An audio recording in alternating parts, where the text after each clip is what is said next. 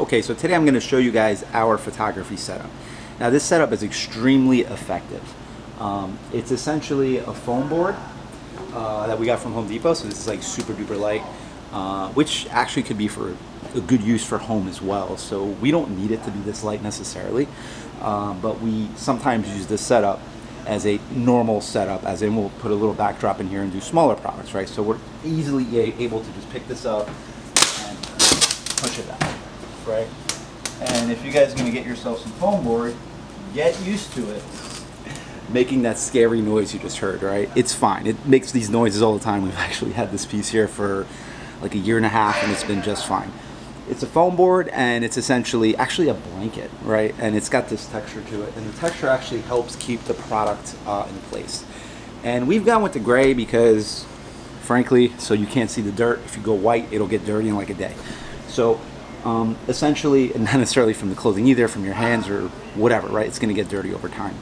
And then we have a soft box over it. So this is a setup that you don't need, right? I'd rather light it from the top as opposed to lighting it straight up from the front, because now I have all this floor space here, right? I could do things, right? So we don't use any crazy cameras. So we actually use an old Samsung phone and just offload the pictures every day. So essentially we're taking pictures, loading them up on the phone. Say we get about 100 products done, then we go ahead and start listing. So I'll run you through one really fast. So essentially, let's say this hoodie, you want to lay it out as flat as you can. Also, guys, if there's like wrinkles and stuff, make sure you get rid of the wrinkles. If the item's not worth getting rid of the wrinkles in it, it might not be worth selling. I'm just throwing that out there. So, and we do the same every time. So let's say this is new with tags, right? So now, in fairness, sometimes when something's new with tags, we'll just go find some stock photos, right? So this is good for all platforms you could use this for, whether it be eBay, Poshmark, mercari, depop, wherever, right? These are not like Amazon quality pictures, if you know what I mean. But if I can find it, sometimes I use a stock photo from that item and go ahead and find the sizing chart, especially if I have crazy volume of a product. If I have a lot of it, I'll go ahead and do that. So if it's, see here, it's new with tags, right? So you always want to show the tags in the main photo. Also, if you're using any kind of software to remove the background, like Canva or something, keep the tags in on the item. Never like kind of lay them off. I'll give you a quick example here of something where that can happen. Let's say on this, right, you see here, you can accidentally do that. And what will end up happening is when you go remove the background, you'll also remove the tag. Okay, so we do these measurements the same way every single time. Hoodie's a little different than like a t-shirt, but we'll get to that in a minute. So first and foremost, you want to get your chest measurement. Okay, pit to pit, very simple. Then what I like to do is I like to get an overall measurement, top to bottom. Then sometimes, depending, if this is baggy, this is very baggy, so we'll actually get a bottom measurement too, just to show people if there's any taper to it. Then what we'll do is we'll set up for the actual main image, right? So this is a good main image. You can see the sleeves come down, right? You can see everything. You can see the little detail here. There's like a little detail here. Now, speaking of details, this has small details. So here there's an Adidas logo. So here we're gonna get a close-up picture of that. We're gonna get a close-up picture of the tag, right? All the different tags are actually here. And then what I like to do is, let's say there's pockets here. You have a little tool here, right? A little dowel. We just kind of open the pockets so people see they're actually pockets, okay? Then once that's done, we flip it over and we get an entire image of the back. And we essentially just lay the sleeves in the opposite direction.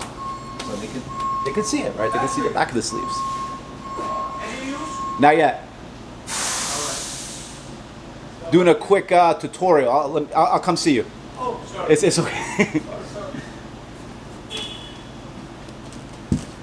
Okay, so here's actually the back of it. And you know, same idea. You don't necessarily need measurements in the back because you already took them in the front, right? And you just really want to just show the back of it. If there's a hood, make sure you show the whole hood, right? This actually protects you, especially if they're one-off items. It's on you to show as many details as you can, because later if someone says, hey, there's something wrong with it, there's a stain, whatever, right?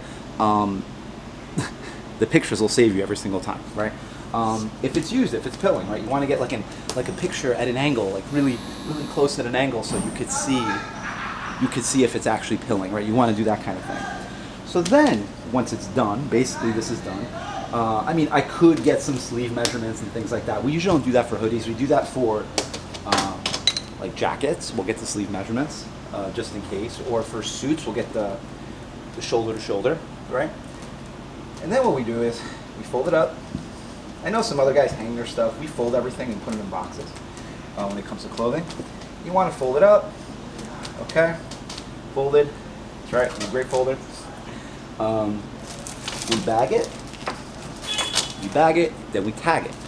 And what that means is, let me shoot you over right here. Let's say this box right here. So we actually have, see, this is F198, F200, right? So we build these boxes as we shoot the photos, right? So we shoot the photos. Our last photo, I should have probably mentioned that. Our last photo would be like something like this, like so, holding the product, snap a picture of the actual SKU. So this one here is F0198.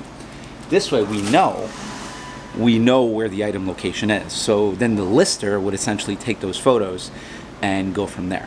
Now, some guys use more detail, so they'll actually tell the lister in notes and stuff of what the actual item is, the brand, the condition, etc. I'm lucky because the same person who takes our photos, she also lists the products, and she knows eBay really well, right? She knows how to format her titles and all that, so that really helps us long term.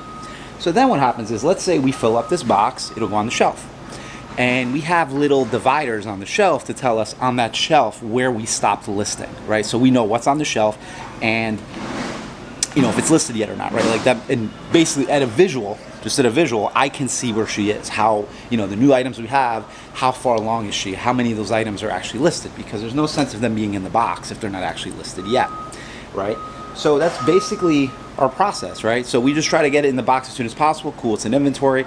A mistake you can make is put it in an inventory and then forget to list it, and that's why we divide stuff up on the actual shelf. So guys, I hope, you know, that helps you guys. I hope this was beneficial to you. Let me know if you have any questions about the way that we list products, how we take our photos, or if you like a more in-depth overview of maybe the listings or even how we actually made this backdrop here. Fun fact, I mean, obviously minus the light and the shelf that it's sitting on and all that stuff, it's like under $100. So under $100, you get some really, really professional results. So yeah, guys, let me know down in the comments if there's anything you'd like to see in the future.